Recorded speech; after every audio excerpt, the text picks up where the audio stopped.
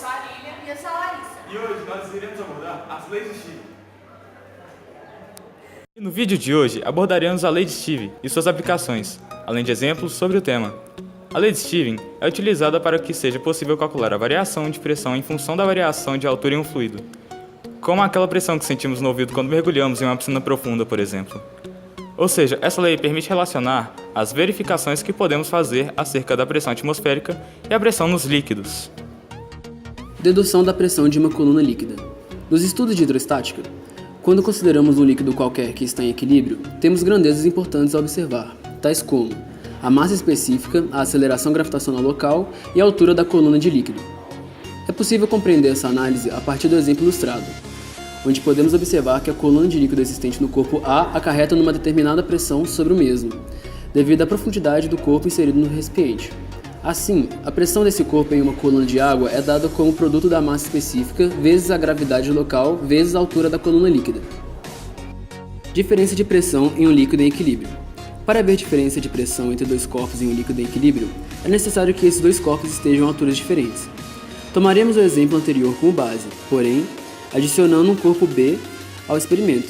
Nesse caso, podemos observar que a pressão no corpo B é certamente superior à pressão no corpo A. Isso ocorre porque o corpo B está em uma profundidade maior e, portanto, deve suportar uma coluna maior de líquido. Podemos obter uma expressão que relaciona a pressão de B em função da pressão de A, obtendo que a pressão de B é igual à pressão de A mais a densidade vezes a gravidade vezes a profundidade.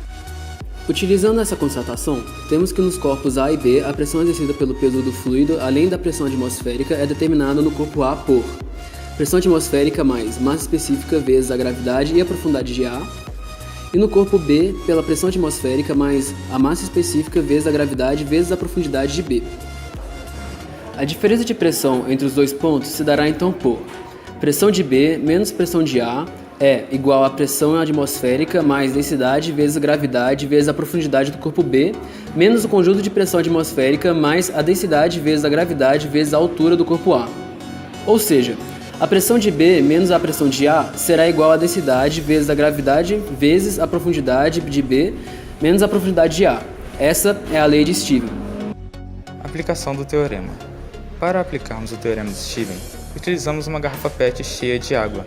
Ela foi furada em um ponto superior e outro inferior, e pela trajetória do jato de água, vemos que a pressão exercida no ponto 1 é menor do que a pressão exercida no ponto 2, devido à maior coluna de líquido em relação ao ponto. Consequências da lei de Steve. Já que pontos diferentes em alturas diferentes não terão a mesma pressão, os pontos que coincidem em profundidade e estão em equilíbrio em um líquido terão a mesma pressão.